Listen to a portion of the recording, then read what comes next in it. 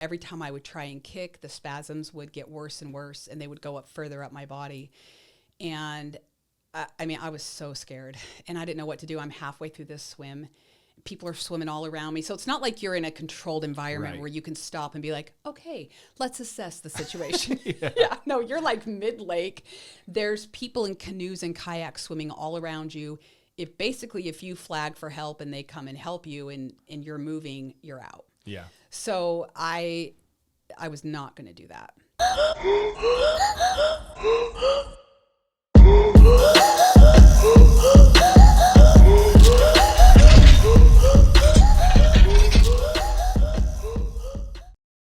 Hey guys, this episode is brought to you by Southern Utah Safe and Vault.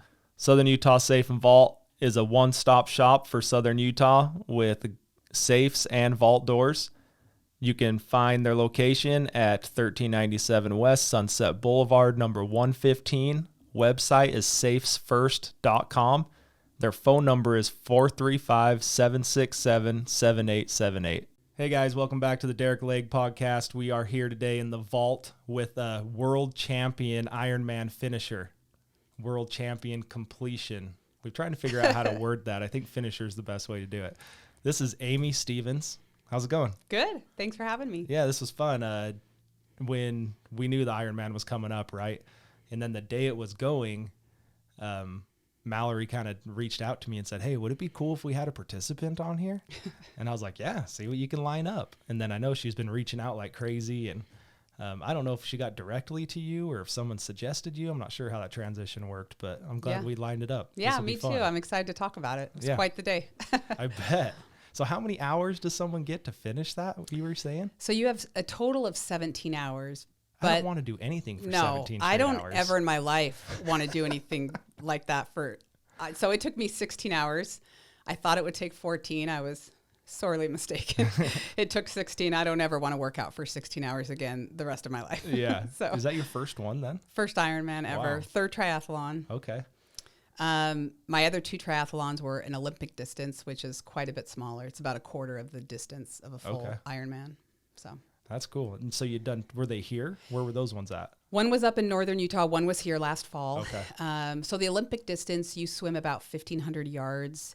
You bike about 27 miles, and then you run about 6-ish miles. I mean, that's still... Yeah. I mean, it still takes an athlete to do that. Yeah. I think that took me a few hours to do. Sure. And most people transition to a half Ironman. Not you. I was like, go big or go home, right? World champion. Well, and it's funny because that's how I did my first marathon. Like, a lot of people will do a half marathon first, but I thought, if I do a half and it's really hard, how am I ever going to want to do a full? So I thought, I'll just do a full first. I took that same mentality to the Ironman. Thought, I'm not going to do a half. I'll do a full first, and then I don't ever have to do anything harder. So did you do the St. George Marathon or another one? It's the St. George Marathon, St. George one? Yeah. So you kind of were somewhat, like we were talking about, St. George is probably one of the harder ones. So you kind of had an idea of what you're getting into, at least on the run part. Yeah, well, and I knew the heat. I mean, I had read a lot about different Ironmans and different races, and I knew this one was really challenging. And they moved the World Championship here for a reason. So it's usually what, Kona? Yeah, it's usually in Kona. And this was actually the 2021 race. So this was so the 2022 race that we just had was a replacement for the 2021 championship that was supposed to be in Kona. And it got shut down last year because of COVID. Sure. So, and then this year, Kona wasn't quite ready to host it. So for the first time in Ironman's 40-year history, they moved it. Okay, I'd been wondering that. Yeah. And when they were trying to figure out where to move it, St. George is the hardest course in the country. So they moved it to St. George. And they'd already had this planned and everything too, right? Because you were saying you'd already signed up and then they transitioned into Yes. that? So they had already, so the last full Ironman was in 2012, which... Side note, the highest do not finish rate was this Ironman in 2012 here. It was over a 27% DNF rate, which is incredibly high. The waves at Sand Hollow that day, you should see video. Like, you should seriously look up YouTube videos of 2012 Ironman. But I heard there's white caps. No, it's not.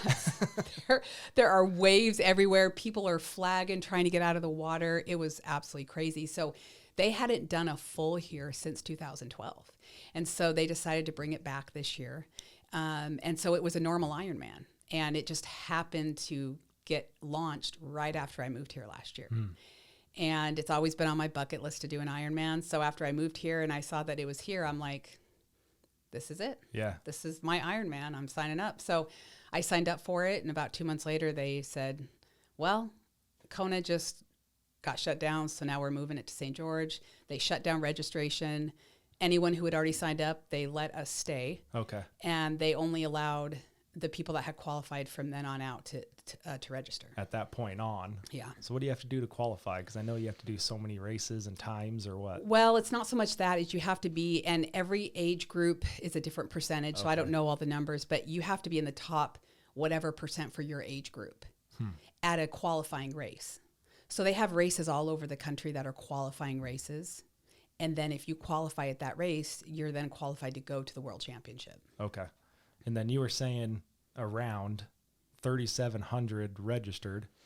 Yeah. And I know that because I was showed. number 3675.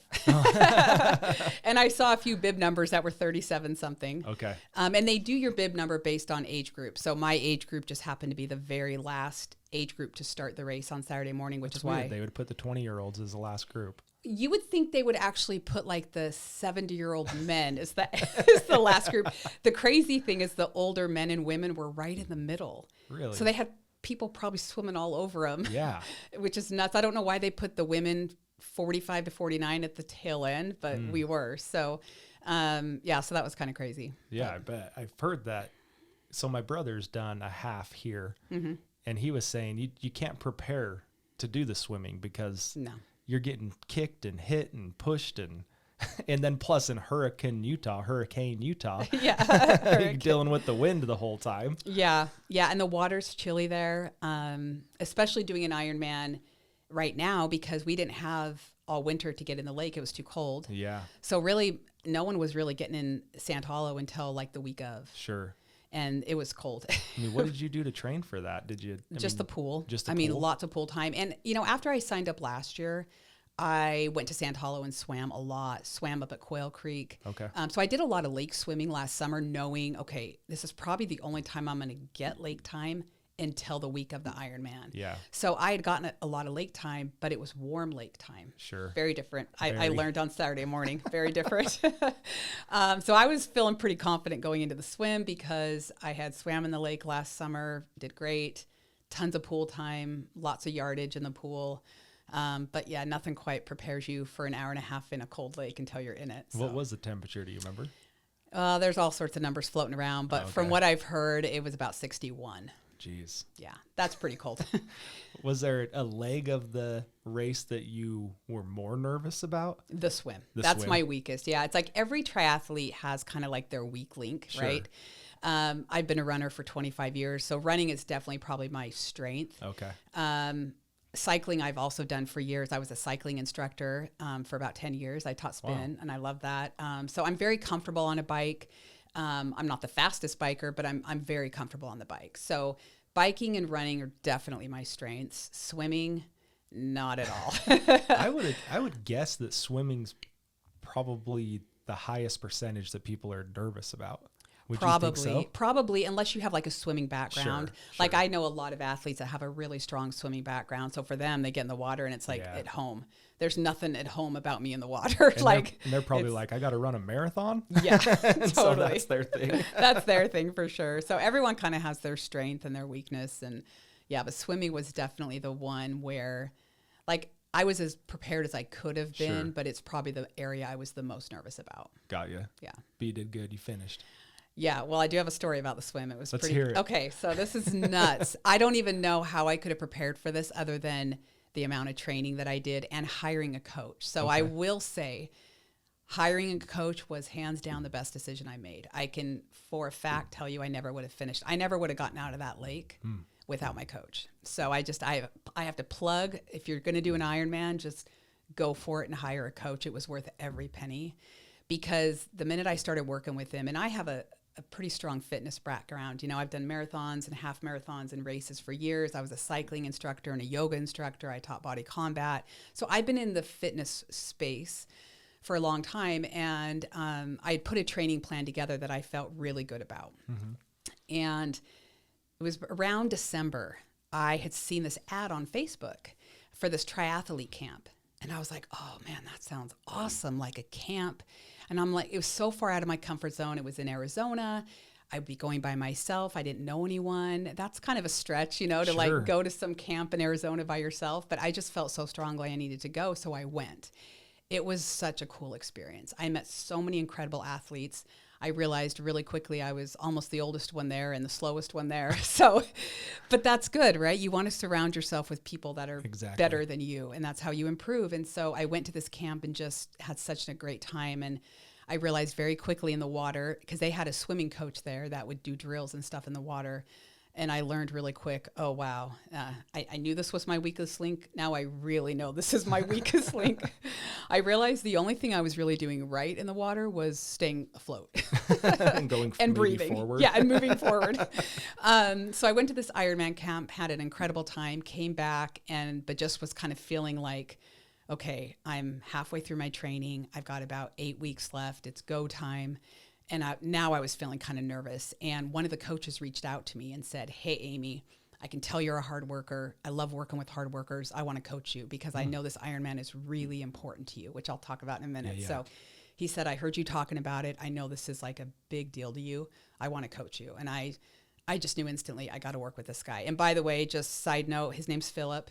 The team that I'm now on, it's called Mana Endurance, amazing team of athletes. He came in 17th in the world on Saturday in his age group. Wow. Our swim coach, Chad, came in 4th in the world in his age group. So I'm talking like phenomenal. Yeah, we're talking cream phenomenal. Of the crop. Yeah, like they finished in 9.5 hours, just to put some context. Dang. Versus my 16. So finished is finished. Yeah, finished is finished, but they are phenomenal athletes. So when he offered to coach me, I just knew instantly I've got to jump on this. And here's the funny thing. I told you what I do for a living, where I do sales and I sell coaching. I'm a big believer in coaching, in just the concept of working with people that know the space more than you do. I'm just overall a big believer in that. So when he reached out to me, I was like, let me think about it. And then I'm like, really, Aimee? You sell coaching for a living. Is this really that hard of a decision, right? And so I just instantly, messaged him back and said, yeah, let's do it. And it was the best decision of my life. I mean, I almost tear up thinking about had I not said yes to that, because I never would have gotten out of that lake. Really? So is he in Arizona? No. So he actually lives in California. Okay. But they did the camp in Arizona, and a bunch of people came out to it. So yeah, cool. It was awesome. So going back to the swim. Yeah. So when he first analyzed my training plan, we started working together. He's like, okay, you have an awesome base. He goes, I can tell you right now, you're not swimming near enough. I'm like, okay. Sounds like I need to spend a lot more time in the water. Like, so 2 times a week's not enough? No, yeah, exactly. He's like, no, not enough. Like he almost doubled my swim time. Wow. Did a lot with my biking. I mean, probably tripled my running distance. I mean, he really challenged me, but I completely changed as an athlete working with him. But what was really cool about swimming is he would have me do these drills where I would put, like one of those little buoys in between your leg. And so you're holding your leg still, and then you're just swimming with your arms and doing arm drills and things like that. So my upper body got a lot stronger. So fast forward to Saturday. So I get in the water, and like I was telling you, like I've done this distance multiple times, and I did it the week before in the pool flawlessly. It went great. I did it in an hour, 27 minutes. So I was like, great. I'll probably even be faster on Saturday because the adrenaline and all the things. And so I was expecting to finish that swim in probably an hour and 20, hour 25. I had swam that distance last summer in the lake, felt great. So I went into Saturday's swim. I mean, I was nervous because, again, swimming's not my strength, but I was confident because I had done the work. Well, halfway into the swim, my legs completely stopped working. So it was the craziest thing I've ever experienced. Even just thinking about it now, I start to panic. It was that scary because I'm swimming, I'm feeling good. And yeah, the water was cold. And now I realize it's because my feet got so cold.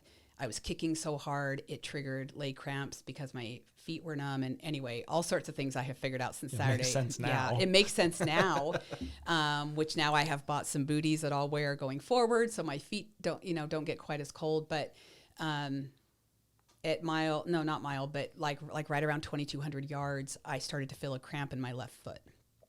Now, keep in mind, never in my life have I cramped in the water. And I've been swimming for years off and on. I've never cramped in the water.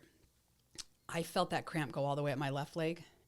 And then it started in my right foot. It went all the way up my right leg. And within literally probably 5 minutes, my entire lower body was spasming.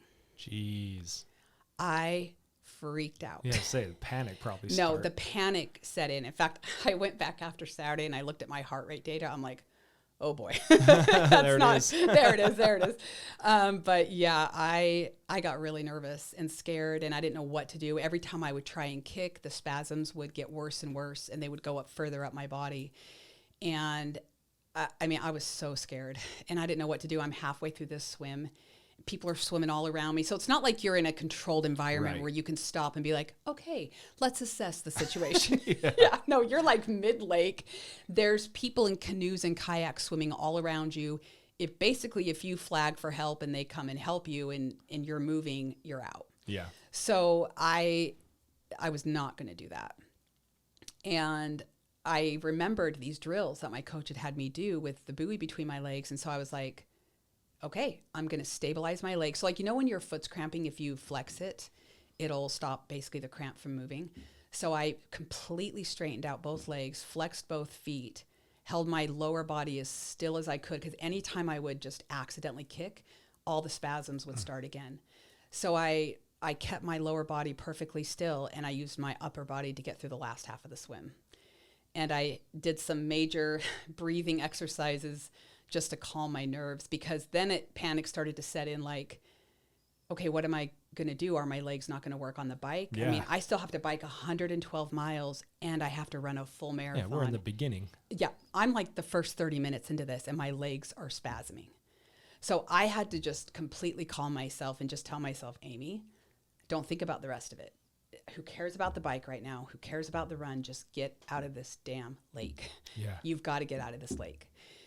And another thing, my brother was there. So I had family that had come into town just to watch me do this because they knew how important it was to me. So my brother and his wife and 4 kids came all the way down from northern Utah. 2 of my sisters came up from Vegas. My former husband came all the way down from northern Utah. My 5 kids were there. I mean, I had the most amazing support system. But everyone had asked me, do you want us to come to the swim? I'm like, no, it's such a pain to get out to Sand Hollow. You've got to park downtown, take a shuttle, get out there like 3 hours early, and then I'm going to be a dot in the water. Right. Don't even come out.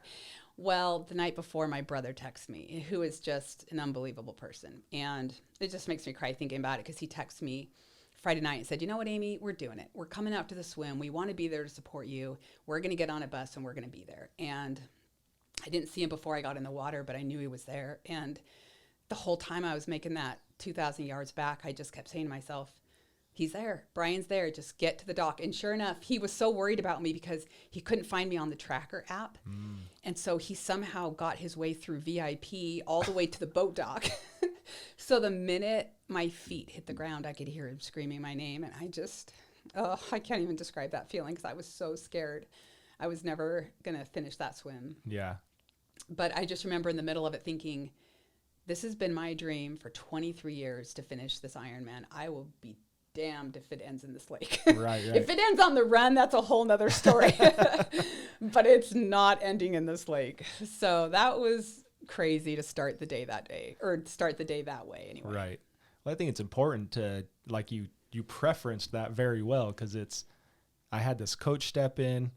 Not only he knew what you were getting into, yeah, right? Like you were saying, that's why it's a good idea to bring a coach in on when you're doing something. Well, if there's unknowns, I guess. Totally. So he comes in. He doesn't know that that's going to happen to you, but he knows it's important to strengthen your upper body to be able to get through that. Yeah.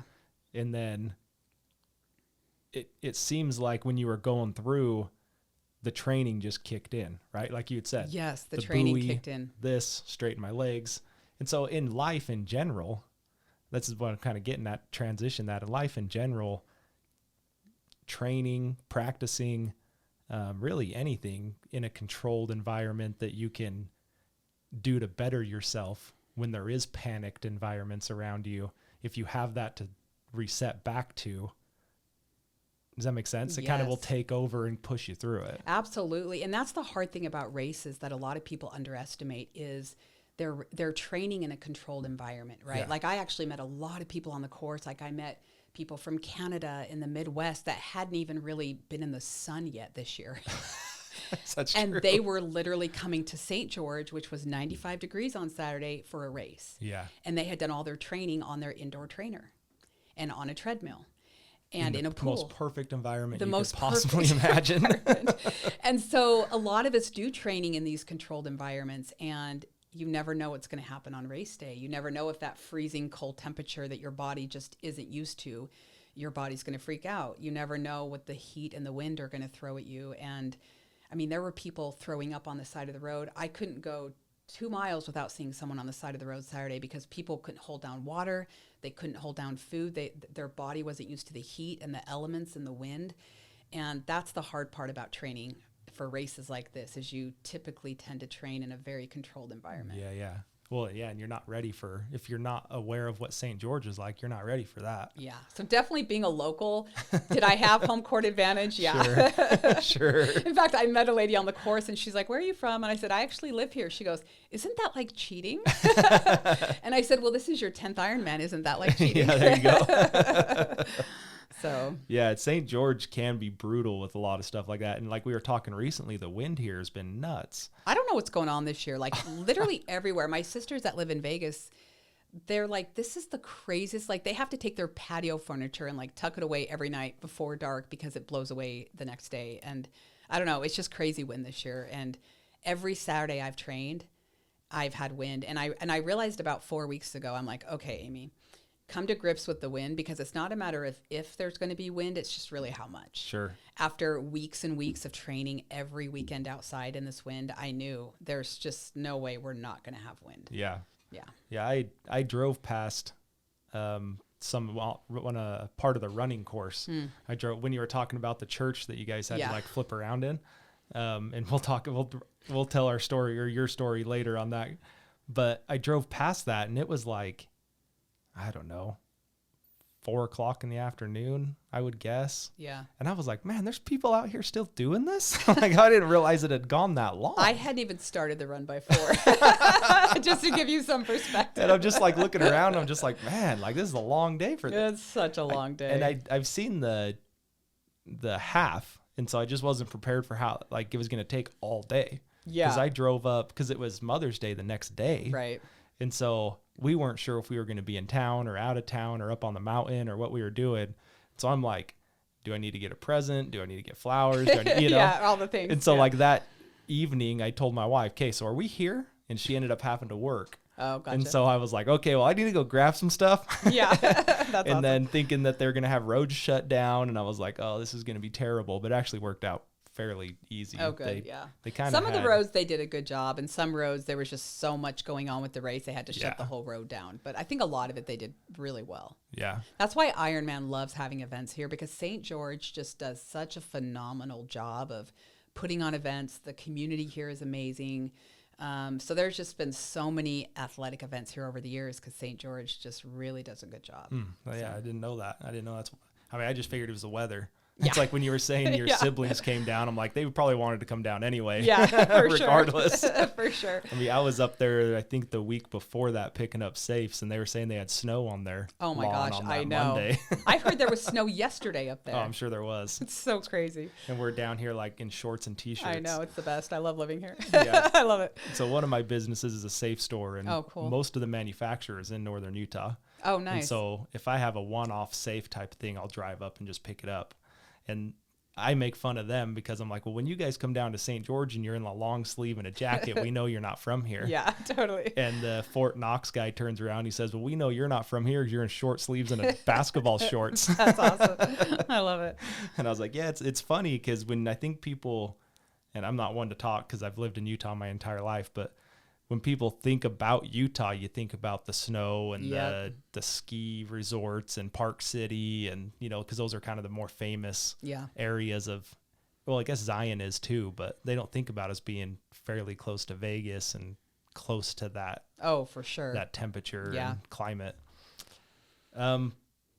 Let's talk about the meaning, because you've mentioned it a couple times. So the meaning of the Ironman to you, what's the story behind that? Yeah. So when I was really young, so I got married young, had my first daughter when I was 22 and packed on a solid 50. So after I had her, I was like, all right, I got to get rid of this weight. So I started running, just fell in love with running. That was kind of like my first time ever really needing to lose weight in my life, and just fell in love with running, decided to run my first marathon, which was just such a big goal to me at the time. And when I was training for this marathon, I had heard about an Ironman for the first time. Okay.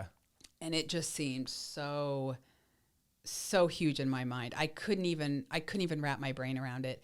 And even after I did my first marathon, I just was like, that was so hard. And I'm just thinking, how in the world do you do this and then a full marathon? So I just kind of put it on the list, right? It just went on the bucket list. And I just knew one day I'm going to do this Ironman. And I talked about it over the years. I wanted to do it, but it's just life and Sure. kids and work and all the things. And I just never got to it. And so it's just always been on my mind. And I moved here last February, I moved down here. And about a month or two after I moved here, I saw the announcement that they were doing the first Ironman in 10 years back down here in St. George. And it's like I knew in my gut instantly, this is my race. I think you've had 4 or 5 things that have lined right up to where, okay, I'm supposed to do this. Absolutely. Even the St. George Marathon, like after I moved here, I was like, I'm going to run a marathon again. I haven't ran one. I'm going to beat my best marathon time. So I signed up and did the St. George Marathon last October, That's beat my great. fastest marathon time. Good for you. Which I was very excited about. Did a triathlon, beat my other triathlon by almost a half an hour. So it just was just one of those years for me, right? I just moved down here and just knew it's time to tackle some dreams, Yeah. And so when this Ironman popped up, I just knew this is my year. It's time for me to tackle this. I've put it off for 23 years. It's time. And then it turned into this huge world championship thing. And it just became this whole thing. And so it just became so important to me just as I started training and just realizing it was almost like I knew how important it was to me. But the more I trained, I realized I've really put this off for a really long time. I think we do that in life, right? Like we put off dreams that we don't even realize we're putting off. Yeah, you'll have time later. Yeah, you'll have time later. And then now here I am, 46, and I'm realizing I never did this Ironman that I dreamed about when I was 23. And so it just became increasingly so important to me to complete this task. And the more I trained, the more excited I got. And then I just was so committed to it. And then I realized this is going to be really hard. As I started training down here and training in the heat, I knew this was going to be a very difficult course. And then when they turned it into a world championship, they actually pulled all the course maps off the website so they could make it harder. So I was like, oh, this is going to be a real treat. Yeah, They're making it harder. I remember because our retail store is on Sunset Boulevard. Mm-hmm. And so like every road that could get you to Sunset had some type of detour. Something. Yeah, totally. And so I was like, we're just going to close Saturday. Yeah, good call. Good call. They made the bike course pretty damn hard. I bet. It was just nothing but hills, the whole course. There was a total elevation gain. Well, they said there was a total elevation gain of 7,500. Wow. My watch showed 8,200. So I don't know where that extra 700 is, but I gained 8,200 feet on the bike. Holy cow. The run itself was 1,500 elevation gain, that's pretty hefty for a run. And it's not the same as the marathon. No, it's a very different course from the marathon. A bunch of out and backs and loops and all sorts of stuff. So very different course from the marathon. Yeah, it almost seemed like, to me at least, as an outsider looking at it, I thought when I pulled up that map, I was like, the hell are they doing? It just kind of took you all over the place. Yeah. Well, it's like me and Mallory were joking. It's like the tour of Utah because you guys went through a church parking lot. Yeah, like, totally. That's so weird. It's so random. I know. I was practicing one day on the course. I'm like, where am I even going? I literally had the instructions on a little piece of paper and I'm looking at my little sticky note the whole time I'm running because I'm like, this is the craziest course I've ever done. Yeah. But it was actually a fun course because, they do it this way for a reason in the Ironman, so spectators can be there. So Okay, I couldn't, sure. I honestly could barely take, 10 steps without someone cheering me on, because That's there's awesome. spectators the whole course. So that's really nice, because like the actual marathon course here, it's not like that, Yeah. because you start at the top of the canyon and all that. So it's a good course for spectators for sure. That's cool. I've heard of people like planting food and drinks along the way, or did you rely on aid stations, or how'd you do that? You have to rely on aid stations. But fully? No. Okay. So, and you can't really plant food along the way except for one spot. Okay. And people can't bring you food. That's actually a disqualifier. Okay. Yeah, I wasn't sure how that worked. Yeah. So if someone wants to hand you something, you better, just turn them away. That's actually it's a disqualifier. So they have what they call a special needs bag that you can fill up and you give it to them before the race. And that was at mile 56. Okay. So that was actually my one planned stop on the bike ride. It did not end up going that way because of what happened in the swim, which I'll explain. But so my original plan was get on the bike. I'll stop halfway through. All my training, I had done training where I only stopped at that halfway mark. So I knew that was a good plan. Mm-hmm. And that was my special needs bag. So how I had my nutrition planned was I was drinking my nutrition. I wasn't eating. That was very much from my coach, which was probably a lifesaver. Had I been trying to eat my nutrition, I don't think I would have finished the race. And we can talk more about that. There's actually a lot of interesting stuff about people that eat versus people that drink their nutrition. But if you think about it, not to get too TMI, but when you're working out for 14 plus hours, you don't want to I've never done that. Yeah. You don't want to eat too much solids. You're going to have stomach issues at some point. That makes sense. Right. So drinking your nutrition is like, not only is it just more efficient, especially on this kind of a course. In fact, this kind of a course specifically, it's really important because there's just no places to eat really unless you stop. Right. Because it's really hard to eat on the uphill. I mean, you can, it's just not very efficient. You can't eat on the downhill. And the only chance you can really eat is the flat. Well, we didn't have any flat. Yeah. Just the transition from up to down. Exactly. So drinking the nutrition was really beneficial for me. So I had 2 bottles that were my nutrition bottles, another bottle that was like electrolytes. And I also had electrolytes in my nutrition bottles. And then I had at the aid station at mile 56, which was that special needs section, I had 2 refills for my 2 bottles. Okay. So that was kind of my whole nutrition plan. But because of what happened in the swim, so going back to the swim, so I get out of the water and I'm like, what was that? Yeah, I'm barely walking, okay. And I'm like processing. In fact, the one picture Ironman got of me coming out of the water, I look like I just walked through death's door. That's probably why they took it. That's probably why they took it. They're like, she looks horrible. So I get into the change tent and I'm just thinking, because I'm still processing it. Like, sure. What just even happened? And the volunteer, by the way, I just have to say, if anyone's listening to this that volunteered, the volunteers at these events are so incredible. I mean, so many good people on this race course. I love volunteering at these events. I volunteered at the half last year, and they can't do events without volunteers. Sure. So I just can't say enough about the volunteers. But there was a volunteer in the tent massaging my calves as I was like literally coming out of shock. And she's like, it's going to be okay. You're going to be okay. You just got to get on the bike. You'll warm up. Your body will warm up. She's massaging my calves. My calves were literally hard as a rock. And I'm like, how am I going to bike 112 miles? She's like, it's okay. Just get on the bike. So I get on the bike and I'm just kind of doing like this self-assessment, right? Like I'm letting the sun warm me up. I'm calming down. I'm trying to bring my heart rate down and kind of processing like, what in the F just happened? Yeah. And I immediately went into problem solving mode because I'm like, okay, that's done. We got through it. Now I have to bike 112 miles. Okay, how am I going to bike 112 miles with both of my legs cramping? So I knew instantly, thankfully I've had enough time in the fitness and health space. I knew I had to get as much electrolytes in my body as possible. That was my only chance of survival that day, was to drink as much as possible. So now my plan to stop once and pee, completely gone out the window. I knew I was going to have to stop multiple times to pee because I had to drink as much as possible. And that's what I did. I ended up stopping probably 6 times. It probably added 30 minutes onto my bike ride. So I was planning on doing the bike in about 7 hours. I did it in 8. And probably 30 minutes of that was just stopping. That coincides with having to go to the bathroom. And then the other probably 20, 30 minutes was just real hard.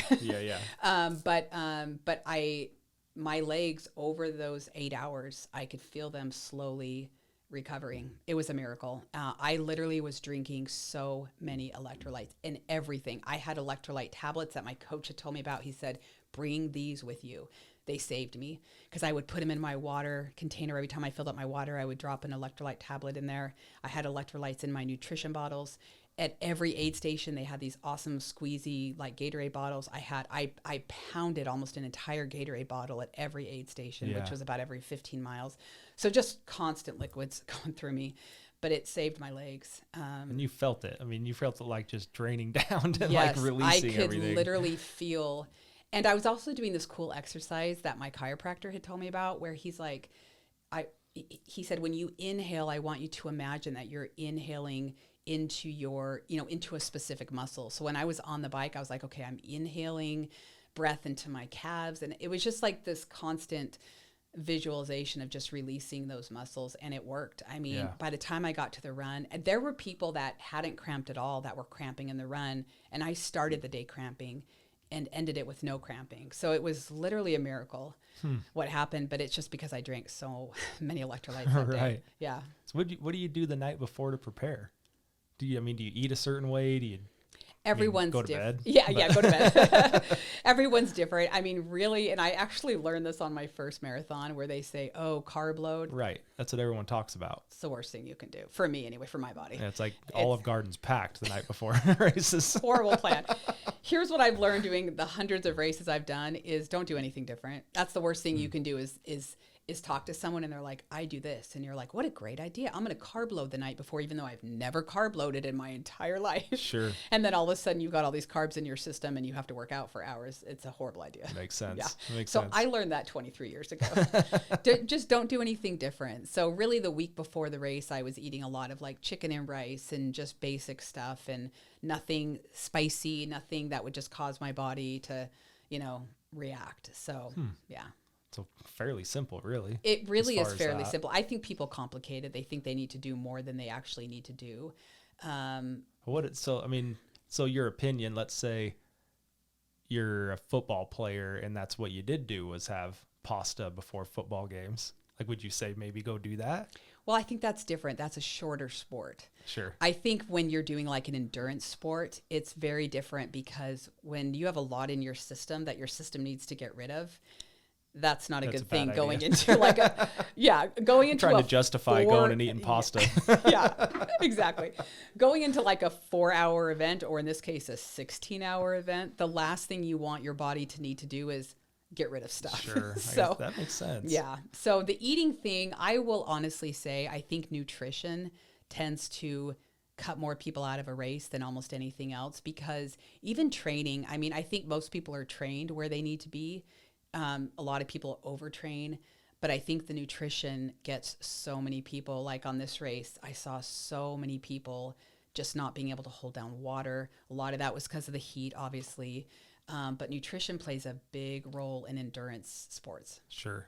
And dealing with the heat if you're not used to it. Oh man, I had never thought of that. I mean, I guess I live here most of my life, but if people have been living in snow and then they come here and do an Ironman. Well, and even living here, when I was training, like all my Saturday trainings, I didn't start in the morning. I would actually very intentionally start my training. Like I would have like a 6-hour training day and I wouldn't start till 10 or 11. Yeah. So it would take me into the heat of the day. And I did that very intentionally. So smart. I was really good with my training that way. My coach would give me a lot of like second workouts for the day, and where I had to go run sprints. I would always do those at 4 or 5 o'clock at night. So I was running in the heat. So I really heat acclimated very well. And that saved me on Saturday. Had your coaches done the St. George before? Yes. In 12? Yeah. Oh, I don't know if he did it in 12, but he's done it before. Oh, He knew this was going to be really hard. Yeah. And even on Saturday, he's done so many races. He said this was the hardest he's ever done. Yeah. I mean, that's what I keep hearing. You'll never take it from me because I'll never do it. But. Yeah. It was a tough course. It's like my wife, she's done half marathons. They've done, what's it when it's two? No, it's not triathlon. Is it a biathlon? I don't know. Okay, that may not even be a thing. I don't know. I'm pretty sure she did a run and a bike. Okay, cool. So anyway, she's done a couple things like that. My brother's done half Ironman, and I just look at him and I'm like, I don't want to, like, you guys want to go run for a couple hours? I don't want to do anything for a couple hours. Yeah. Like sleep. I think it's like you either have that itch to do it or you don't. Well, and I've even thought a couple of times, I'm like, I could probably do, like, if I trained and everything and got on a nutrition plan, I'm like, I could probably do that. And there was a couple years ago, I had thought, I was about 20 pounds lighter than I am now. Yeah. But I'm like, I could probably do this. And I was talking to my wife about it. Like, if we did not an Ironman, like did what'd you call it, Olympia? Is that what it's called? The smaller the Olympic. triathlon? Yeah. And then there's another one too. There's a sprint. So the smallest one is a sprint. Okay. So start with that one. And then there's the Olympic. Well, you don't distance. have to worry about me doing it, but I think that was the one I was thinking sprint. about. Okay. And I was like, I could do that. Yeah, and I'm totally. like, I go swim a little, because for me it would be swimming too. Yeah. And so I'm like, I could swim a little bit. So I'm in my brother's pool, just like kind of swimming around, thinking like I could probably do this. Yeah. I never did. Yeah. But Yeah, for sure you could. my wife said, I sat there and thought, like, there's so many things I would rather do with my time than go do all of that. That's awesome. But I'm just a workaholic also. So yeah. It's hard to get me away from work. Yeah. And so I think, like, well, who wants to work for 12 hours a day? Because Totally. that's what I do. We all so have who our would want to thing. do that? Yeah, we all have our thing for sure. Yeah, we've got a little trip up to Bryce Canyon this cool. weekend. We're leaving tomorrow. How far is that from here? 2 hours. Oh, that's not bad. Yeah, it's not that far. There's multiple ways you can go, I guess, but so we'll go up, spend the weekend, and then we have some property on Cedar Mountain at Duck Creek. Okay, cool. And so I'm taking the trailer because I don't want to sleep in a tent, period. But I'm dropping the trailer off on the way back. Nice. And so I'm just going to leave our trailer up there. But I was talking to my wife, and she's like, yeah, we're going to go biking. We're going to do these trails. We're going to do it. And she's like, rock climbing, biking, rappelling, like all that stuff. Awesome. And I'm all, you guys might be doing that. Yeah, I'm I'm not doing that. I'm like, I'm going on I'm going to chill for a weekend. Like, Yeah. I'm not going to work harder. No doubt. That's awesome. So we talked a little bit about what you do for work. I'm actually really interested in it because I feel like I'm at the point of my life right now where I'm extremely interested in trying to get into some investment properties or different investments. So I want to talk a little bit about that more. Yeah. More. Sure. What's the word? It's selfishly. I want to talk about it. Sure. Absolutely. So yeah, just give me that same overview you kind of did about what you do for work, and then we'll kind of get into it. Yeah. So I work for a company called Vodacy. So we are an online coaching program for people that are wanting to invest in short-term rentals. So, short-term rentals have become very popular. We've been around for a few years, but it's challenging because a lot of markets are becoming saturated. And but there's some great money that can be made with short-term rentals. But we, really the way our company operates is we just really apply strategy to the whole process. So a lot of clients that come and work with us, we work with a lot of long-time investors that just really want to learn how to do it the right way, want coaching and support and a team to kind of help them do it. And so we have a online program where we kind of take them through a training process. So we show people how to analyze markets so they can pick the right market. There's a lot of great markets around the country most people don't even know about. Yeah, because I wouldn't even think of looking at anywhere other than where I live. And I bought my first property in January, and it's in the middle of North Carolina. Oh, really? Yeah. In a market I had never heard about, but I had done the research and found it and absolutely love this little town. So we teach clients how to analyze different markets around the country. Because sometimes people kind of think, I have to buy in like a really touristy place. Yeah, yeah. And that's actually not the case at all. There's a lot of really great markets that most people don't even know about. And St. George is a great market. Right now, the numbers aren't making too much sense, to be honest. So much. I wouldn't buy anything here right now. Yeah. That's just my personal opinion. So we teach people how to analyze markets, how to analyze properties, because in every market, different types of properties do well. And then we kind of take them through the process. So they'll buy a property and now they have to set it up. And a lot of people really underestimate how to set up a short-term rental. So we actually really teach our clients, okay, how do you make your property stand out? If there's 300 three-bedroom homes, why are they going to pick yours? Right. So we teach people how to do that and how to find a good management company so it's hands-off. So our kind of goal is, hey, let's make this hands-off passive income so it can be a separate income stream from what you're doing, which is great. That's how I have mine set up. I have a management company. I pay them 20%, and I literally collect a check every month. I mean, so they're like cleaning it, everything. turning over. I mean, they do it. They set up all my Airbnb, VRBO, Booking.com. Wow. They handle all guest communication. They handle reviews. They make sure the guests are happy. They handle check-in, check-out. They handle cleaning. They handle maintenance. They handle all the bookkeeping. So they literally send me a statement every month telling me how much my property brought in, how much I made, what my fees were, and then they deposit a check into my account every month. It's the best way to do it. Sounds pretty sweet. It's the best way to do it. So why doesn't everybody do this? I know. A lot of people, it's funny because a lot of people come to us and they're like, I want to self-manage. And the owner of the company, his name is Sean. He's so funny. He's like, well, you can self-manage, but you're going to burn out real quick. Yeah, because it's a great idea. It's a great idea, but it's a lot of work to manage a short-term rental. It's not like a long-term rental where you buy a house and you get renters in for 12 months and they only contact you when the faucet's not working. Right. It's not that. Right. It's a lot of interaction.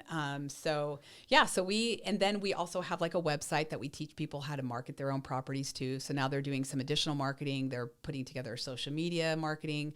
So it's a cool program. So that's what I do. So I sell that. Okay. So I'm kind of the front end of the company. So when people reach out and say, hey, I'm interested in what you guys do, I'm the one that takes those calls. Got you. So and they just feed them to you, and you. They feed them to me. I talk to people all day and talk to them about us and short-term rentals and kind of decide if we're a good fit. And so I'm kind of like a gatekeeper. If I talk to someone and I don't feel like they're the right fit for us, I don't even invite them to come join.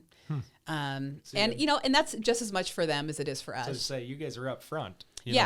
We're not a good fit together. Exactly. And we try and be really honest with people because it's not a small price tag to work with our team, right? So I would never want someone to make that kind of investment if we're not going to be able to help them. Yeah. And I would never want someone to come in and not use what they just spent all this money to buy. So yeah, I mean, we're very open and honest with people about that. Like, hey, I don't know if we're quite the best fit for what you're doing, for what you're looking for. Or if we talk to someone and we feel like, hey, we are a great fit. I really feel like you could help or we could help you and you could benefit from our community because we have about 1,200 members in a private Facebook group. And wow. It's an awesome group of investors. And we're all kind of in there sharing ideas and giving each other feedback. So it's a cool mastermind group. So we like to invite people into that group that we feel like are going to add value and stuff like that. So they're going to actually respond and try and help people. And so it's fun because I get to talk to people all day about living their dreams, and I'm big on that. And help people, invest, and I'm really passionate about that. And so it's a great company to work for. So why North Carolina? Is that what you said? North Carolina. So why North Carolina? Well, okay. So one of the things we coach people on is pick a market that you would actually want to go to. Okay. So I love North Carolina. I've been there a few times. It's beautiful there. Have you ever been there? No. Oh, you got to go. You sound like my wife. It's beautiful because they have mountains. The beaches in North Carolina are stunning. There are actually some really cool markets in North Carolina. So there were a handful of states I was interested in. North Carolina was one of them. And the numbers worked. Sure. So that's kind of a big part of what we do is okay, let's take a look at a market and let's run the numbers and do the numbers make sense there? Meaning, can I buy a property? Is the acquisition price going to make sense with how much I can collect for nightly rent, sure. Right? And does it have a good season? And how long is the off season? So I make sure I don't lose money during the off season. And just there's so many different factors that we look at. So North Carolina kind of popped up on the radar, and we had some people that had already invested there. So I kind of talked to them and found a good real estate agent that's just phenomenal there. And I just was like, yeah, this is the spot. So, I'm very, very, very new to even looking into this. Right. Yeah. And we just so I'd lived in the same house from when I was 7 to, I'm 33. So when I was 31. Wow. So I lived in the same home. I took it over from my parents, and I'd always knew I wanted to build a house. And so I was staging my wife and I for years to be able to build the house we wanted. Mm-hmm. I skipped the whole starter home and all of that stuff. That's right? Awesome. Yeah. And I hand drew the plans. It's all everything Wow. we wanted it to be. That's great. And so, but I think about okay, I've done that now. Now we've got some equity, we've got some money. What do we want to move into now? Yeah. And I have a brick and mortar storefront store, and I think do I want to try and buy some land and put a building on it? Or am I looking at rental properties, but in St. George? I've never even thought about getting one somewhere else. Like, to me, it seems like it would just be an extreme hassle to have one somewhere else. But it sounds like there's companies out there that's the whole point. I mean, it's harder. It's harder. Like, it was, like, buying this property was definitely out of my comfort zone. I was like, bet. Well, and like, I think sometimes you take for granted buying in a market that you've always known, right? Like, Sure. St. George. And so, the terrain, what bugs are here. Like, I remember when I was buying this house in North Carolina, I'm like, oh, wait, okay, what kind of creatures am I going to have to deal with? Like, because I didn't even know, right? And then I go out to visit the property and everyone's like, oh, watch out for bears. I'm like, bears? Bears? They're bears? Like, okay. Montana. Yeah, no, there are bears everywhere in North Carolina. Huh. And my house is right on the river. It has a river running through the backyard. And so I know I'm probably going to have bears out there. So now I'm thinking, okay, what do I need to worry about with guests and bears and stuff like that? But it's very challenging to buy in a new market you literally know nothing about. Yeah. And I think this is where like our program really helps a lot of our clients, because we kind of ease that comfort zone by just guiding our clients through the process, introducing them to good people in the right markets. Like the agent I met, born and raised, he knows the market. He owns the property management company that's running my property. So I really got to know them. I trust them. They're doing a phenomenal job. That's great. So that took that, that comfort way, to a better place for me. So is that kind of factored into what you guys do as the business, or was that like a member through the Facebook group that got you linked up with them, or do you know what I mean? So is that part of what you guys do as the business? Well, part of what we do with our coaching is just basically we have relationships with a lot of like real estate agents and lenders and property managers, because we've done this for so long. Okay. And the owner, Sean, has been in this space for so many years. So we just have a lot of great relationships. Like, we don't make money from that or anything like that, Sure. But we want to introduce our people to our clients to the good people that really know what they're doing. So that it benefits everybody, right? Our clients are making money. We have clients now that have retired with their portfolio. It's really phenomenal what people have been able to do with short-term rentals when they do it right. And this is kind of what we get excited about, because a lot of people just kind of guess their way through it. And there's nothing wrong with that. There might be people listening to this that have just kind of winged it, and that's fine. It out. Yeah. But we kind of take a different approach. Like, okay, you could wing it and maybe it's going to break even, and that's great. For some people, that's a huge win to have a property that pays for itself. Myself personally, I want a property that's going to bring in 6 figures a year. That's my personal goal. Nice. I want to be able to make this a retirement plan, which means I want 5 to 10 properties that are all cash flowing really well. So this is my retirement plan. So that's kind of our end game, is like, let's not just do it halfway. Let's go as big as we can go with it. Yeah. So. Yeah, let's have a coach. So if we cramp up in the lake. Exactly. Bringing it back to the Ironman. Yeah. That's why it was so funny when I was like really actually debating, should I hire a coach? Because this is literally what I do every day, all day. And it makes total sense at the, well, especially hindsight, right? Like, it made total sense. It made total sense. And here's what's really cool. It's like, even with the property that I just bought. So I found my property January 11th, went under contract, closed February 11th. It went live March 15th on Airbnb. So April was my first month. It was 100% occupied. Wow. And my property manager texted me today and said, I want you to know your property was our highest grossing property in April. Really? Yeah. And it's my first month, and I am beyond excited. I bet.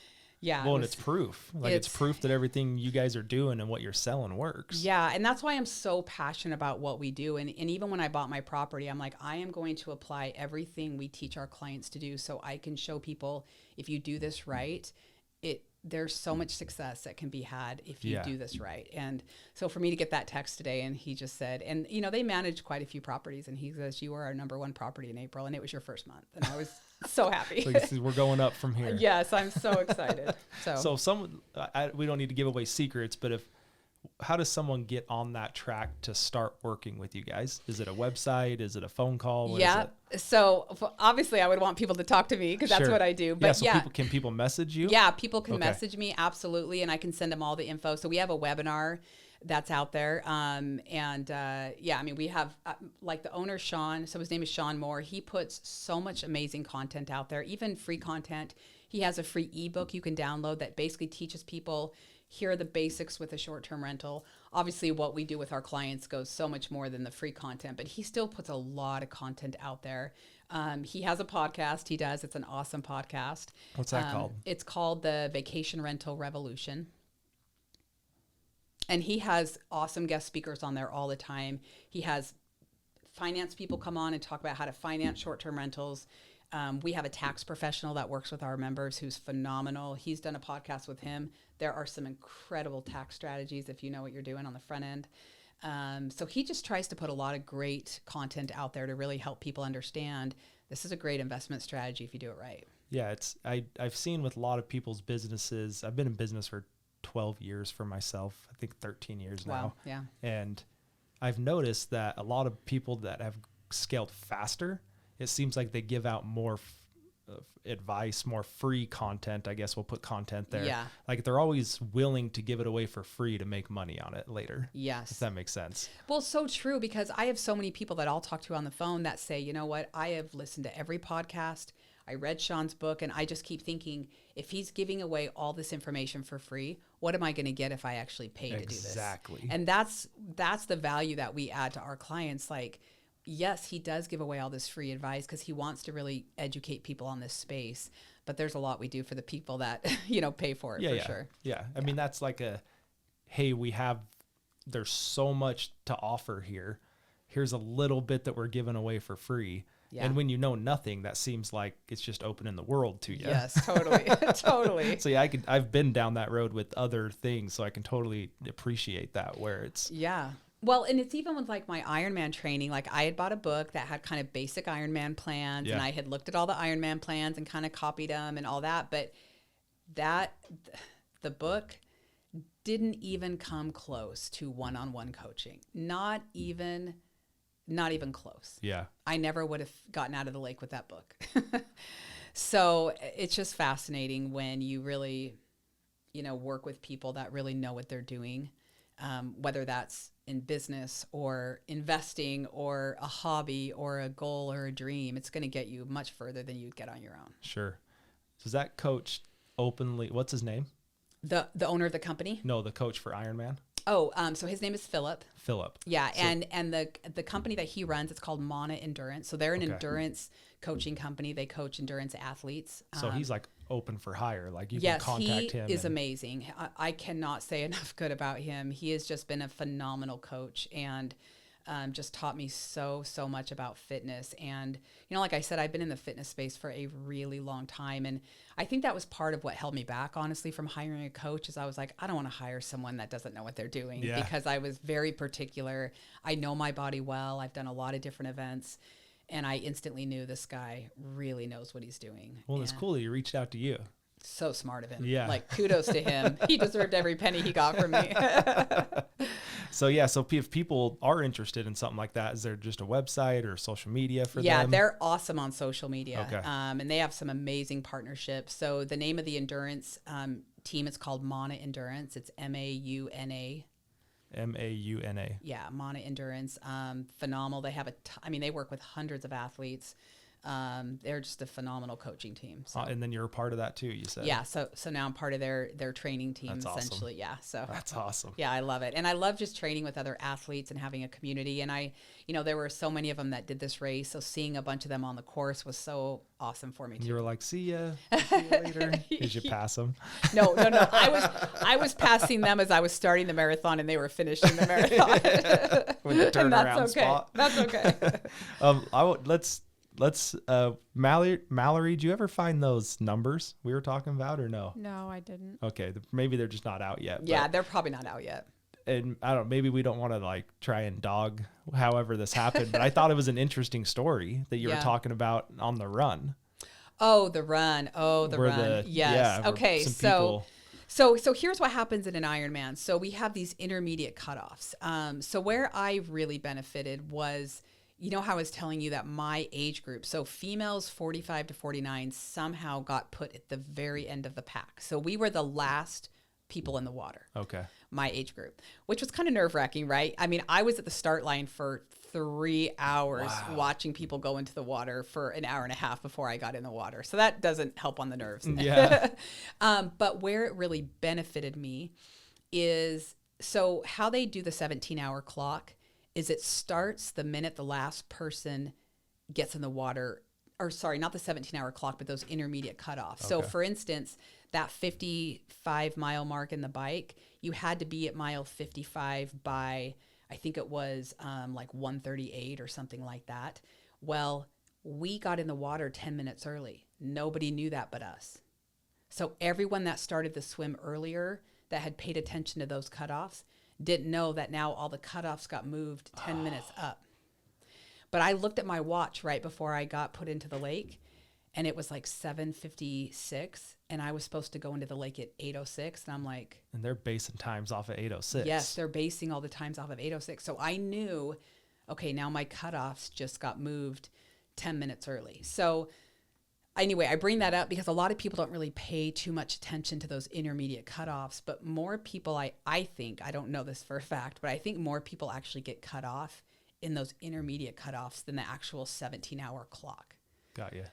So those intermediate cutoffs, if anyone's listening to this that's going to do an Ironman, really pay attention to those intermediate cutoffs because it's painful. I mean, I've heard stories of people that literally got to a point in the bike where they had the cutoff and they got there 2 minutes late, and there was a referee in the road and shutting them down and taking their bike and loading them up in a van. And I can't even imagine what that would have felt like. Yeah. So I was really paying close attention to my watch. Like I got to the first bike cutoff 30 minutes early. So I knew I was within 30 minutes of almost every cutoff. So I was very aware of every single cutoff. But anyway, going back to the run. So I start the run at almost exactly 6:00 at night. Okay. That's really late to start a marathon in case you're watching. But I start the run at 6, and I knew the cutoff to start the marathon was at 6:30. Okay. So again, I'm still within 30 minutes. So I knew I didn't have a lot of wiggle room. And I started the marathon. And by the way, almost everyone seemed to be walking. By the time I got on the run, almost everyone was walking. And that kind of made me nervous because what I did is I started running, and I looked at my watch and thought, okay, if I'm running really slow, I'm running about a 12-minute mile, right? That's a pretty slow mile. Then I started walking for a minute, and I looked at my watch, and walking put me at about a 21-minute mile. Wow. Well, that is a 9-minute difference. All I would have to do is walk for 3 miles, and I'd miss the cutoff, and I'm done. So I knew I had no wiggle room. So every time my legs got so dead tired, and I just wanted nothing to do with running, I would give myself okay, as soon as I get to that orange cone, I'm going to start running again. Or as soon as I get to that blue mile marker, I'm going to start running again, because I had to give myself a deadline because my body just hurts so bad at that point. Smart. Yeah. It's really how you get through it, right? Just like every little milestone. But I knew those cutoffs. And the last cutoff was mile 20, I believe. So I was just really hammering to get to mile 20 because I knew I needed to get there. But so mile 20 was in a church parking lot, and there were 2 mile markers in that parking lot. They got it confused. So there was a 17-mile marker in the parking lot and the 20-mile marker at the parking lot. The run cutoff was at the 20-mile marker, but they accidentally picked people up at the 17-mile marker.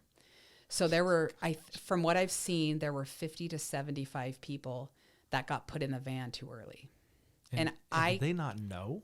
Do you know? They were free. Well, the guy that did it didn't know, or the guy or the woman, I don't know. But the official that did it didn't know, but they were freaking out. Like I heard there were people like, I'm not getting in the van. I promise this isn't right. I was watching my clock, and they wouldn't let him keep running.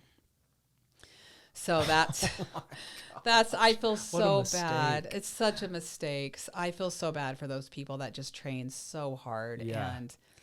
But they're given an honorary finish time, but still, I mean, to get cut off 6 miles before you're done, that's... Yeah, all the preparation, 10 months before the race, you're prepping for all of this. So I know. But I'm just so grateful that I kept an eye on my watch as closely as I did, because once I cleared that 20-mile marker, I mean, I kept running because I was like, all right, I just got to wrap this thing up. Yeah, this is time. I've got to get done with this thing. In fact, I remember looking at my watch, and I'm like, okay, Aimee, you can either do this really slow, or you can do it or not really fast, but faster. Yeah. And I've just got to get this thing done. So. And then you were saying 2,800 finished. Was that the number? Or did No. I write that down wrong? No. So 37-ish hundred signed up. About 3,000, I think, showed up for the Okay. race, and 2295, something like that, finished. Okay. So a pretty high. So right now it shows the DNF rate which is do not finish rate at 21.9%, which for a world championship is incredibly high. Almost a quarter of people. Yeah, I was reading that in a world championship, typically they see about a 5 to 7% do not finish rate. Gosh. And this one was 21.9. I mean, could that have been the people that signed up that weren't qualified? I'm sure all the people in my bucket that hadn't qualified probably filled up that somewhat. I don't know what percentage. That's what we were going to try and look up. Yeah, that I'd actually be really curious to know, like how many of the do not finishes were like first timers, something like that. Or wouldn't have qualified for that. Yes, or wouldn't have qualified. So I don't know that. But man, by the time I was biking up Snow Canyon, so do you know that Snow Canyon was the very tail end of the bike course? Okay. So I knew you went that way. I didn't know it was the end. Yeah, Coming that's down one or up. Up. So that's one of the geez. ways they made the bike course really hard is they put that climb. It started at mile 98. So you're going through the park. Yeah, you're actual climbing park. up Snow Canyon Park at mile 98. Oh my gosh. So by mile 98, it's your legs they're done. But as soon as I heard that, so here's the funny thing. So before they came out with the course, I knew they were going to make it harder. Yeah. And everyone was throwing around ideas like, what if they make us bike up Snow Canyon 3 times, right? Yeah. So I was like, okay, the worst thing they could do is make us bike up Snow Canyon 3 times. So every Saturday I would go bike up Snow Canyon 3 times. So I literally knew Snow Canyon like the back of my hand. I've done it. I mean, I feel like I could bike up Snow Canyon in my sleep practically because I biked up it so much in training. So I was dead tired by the time I got to Snow Canyon, but I was like, okay, Aimee, you've done this literally 100 times. Right turn, left like, turn. Here we go. And I literally knew that canyon so well, but it was crazy. I remember right in the middle of the canyon, I'm looking around and all of a sudden I realized I am the only person actually on my bike right now. Wow. Every single person was walking up that canyon. Home court advantage. Home court advantage right there. And as I would pass people walking, I'm like, we're almost there. It's just around 2 more turns, or it's around the next turn. In fact, I had one guy, I said to him, it's right there. You just have one more turn. He's like, I love you so much. He's like, is that appropriate? I'm like, anything's appropriate right now. Yeah, anything goes. Anything goes right now. But it was like carnage in Snow Canyon. I'm not kidding you. There were like ambulances everywhere. I bet. There were people on the side of the road throwing up. There were people passed out. I don't pass out, but like laying on the ground. Everyone was walking their bike up the canyon, people bare feet because they couldn't walk in their shoes anymore. I was like, this is a crime scene right now. Seriously. It was crazy. Yeah, I guess because most people probably do clip-ins, right? So it's yeah. like a goofy way to walk into those. It's not good. Yeah. I didn't even think of that. So Snow Canyon was pretty rough, but coming down, this is where it got really scary, is the crosswinds. Oh. And I had done that downhill quite a few times, some with no crosswinds, some with crosswinds, and I was just praying I didn't have it, but boy, did I, because I was at the tail end of the day. So I knew as soon as I saw that I was starting late, and then everything kind of was slower that day, I was like, hey, I mentally prepared for it because I knew the winds kicked up in the afternoon up there. Yeah. So I had to go down that stretch twice, so because we had to do that That's twice. A loop. Yeah, that loop twice. And both times my hands were, I got done with the downhill and it was like my hands were locked. Oh my gosh. I was gripping my handlebars. I think a few people crashed on that downhill. I'm sure. Scary, scary stuff. Driving a car down that is kind of sketch. Oh my gosh. When you're on a bike with a 1-inch tire and your bike's going like this, it's real scary. You're leaning into the wind. Oh my God. Yeah, really you are. It's so frightening. So the downhill was not as fun as it could have been. Think. Yeah, no fun on the downhill. So do you think people that went earlier, do you think the wind was as bad? Not even close. Okay. Yeah, and they've even it gets said worse in the afternoon. No, I've even seen some people's race recaps, and they're like, "Yeah, I was flying down Snow Canyon." I'm like, "Good for you." I was doing the opposite of flying. Yeah. So the fast people and the people that started earlier definitely had that advantage, but I think their disadvantage was they were running in 95-degree heat. True.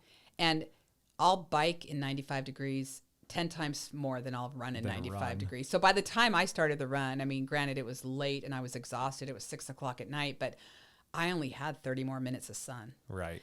So that made my run easier in that regard for sure. So you just run in the dark? Oh yeah. So what time did you finish? Midnight.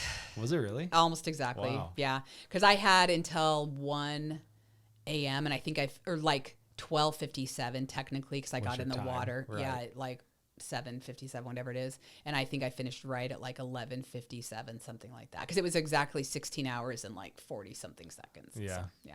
Well, what's cool about that medal is I don't think they put a time on it, right?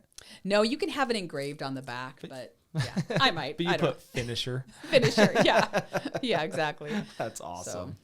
So, yeah. We're just over an hour. Okay. Awesome. So anything else? Anything else you want to jump on? And No, it was an awesome race. Epic.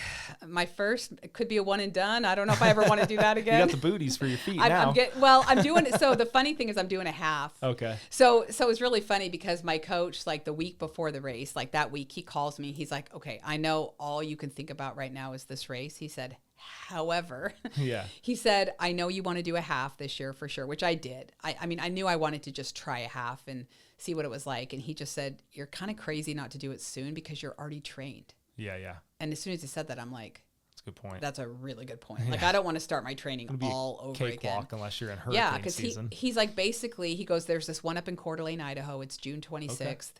And he said, it's a beautiful course. Yeah. I've done it. He goes, I did it last year. It was awesome. And he said, all we really have to do is take your training down and add in some intensity and you're ready for that race. And I'm like, okay. So I'm signed up for that. So when's that? That's June 26th. Okay. So I'm excited. I'll do fairly that quick. half. And if by some miracle I'm able to do it really fast and qualify, back here in October is the World Championship half Ironman. Okay. So how cool would it be if I was Just able come to back. do the World Championship half? That's awesome. Yeah. So that's kind of next on the agenda. So we'll see. That's cool. Well, hey, I appreciate you coming. Yeah, this was a lot of fun. I'm glad Yeah, to talk so about goes it. And fairly, I mean, I was usually I'm like writing stuff down. I'm getting drinks. I'm kind of moving around, but I was just in. I was like, this is cool. no, it was fun to talk about everything. Yeah. All right. Cool. Social medias. What do you have? Social media? Yeah. So my Instagram is Healthy Aimee. Healthy Aimee. My name is spelled Aimee. Okay. Yeah. So yeah. If people want to reach out to you about the coaching, investing, Yeah, how just do they do find that? me on there and then just Okay. DM me and then I'll send you videos and information on the coaching stuff. Yeah. You'll probably get one from me because 'Kay, now I'm like awesome. curious because it's just like opened my whole mind to be like, I guess I don't have to do something in St. George. No, But- and I would recommend not. Yeah, I mean with prices of houses in St. George, it's Well, ridiculous. prices are going up everywhere, but here's what makes St. George really tricky is the nightly rates haven't increased at all. Okay. So like, for instance, the owner of the company I work for, he bought a house here, I don't know when it was, 4 or 5 years ago, $350,000 in the Ledges. Okay. Okay. So his nightly rate, I think, is like $280 a night, which is fine for a $350,000 home. Well, now that same exact home in the Ledges, I think right now is probably close to $7. Well, if you're buying a $700,000 home and you're only charging $280 a night, that's not going to cut it. Yeah, it's simple math. Right. So obviously there's a lot more math that goes into it than just those two numbers, but those numbers have to make sense. Sure. You have to be able to charge enough per night to make that acquisition price make sense. So St. George is kind of a tricky market because it ebbs and flows. Like Yeah. a year ago, it was great to buy here. I wouldn't buy here right now. Right. That's just me personally. Yeah. Well, I know a lot of people that are and have, and a lot of people that don't and Yeah. aren't.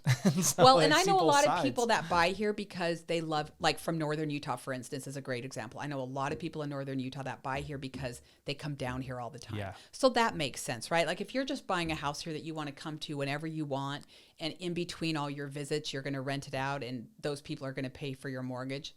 Totally makes sense.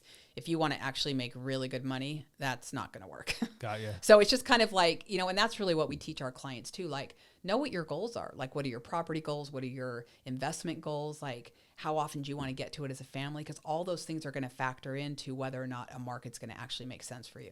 Smart. Yeah. I'm going to go check out Sean and see what kind of content he has. And Yeah, he's got great stuff. I get too just involved. I'm 2 feet in and I'm just get deep into something and I overthink it. Well, not overthink it all, but I just get consumed. That's Yeah. the word I'm looking for. And so I'm kind of excited now to jump into He's Sean got a and ton see of what he's stuff. got. Yeah, I think you'll really like it. In fact, now he has people creating fake Instagram accounts About him. About That's how you him. know you've made it. That's how you know you've made it, when someone creates a fake Instagram account and tries to sell crypto under your name. So he actually just came out with an email to all of our followers saying, "I will never sell you crypto." This is not me. This is not me. But this fake guy, he's got like 15,000 followers on Instagram. Just off of the name? Off of the name. Because I think night. Sean's probably got like 40 or 45,000, something like that. And his fake guy's got like 15. I'm like, this guy's crushing it. Yeah. This serious. fake dude, he's crushing Serious. Or he bought a bunch of them to make it look like he's him. That's probably what he did. That's probably what he did. He's probably got 6 people that are real. That's so And true. he sold them all crypto. Totally. Classic. Okay. Okay. We'll wrap it up right here. Like I said, we're just over an hour. So thanks for tuning in with us. This is Aimee Stephens. She's local in St. George with us. So it was great to talk to you. Yeah, you too. Thank you for having me. Yeah.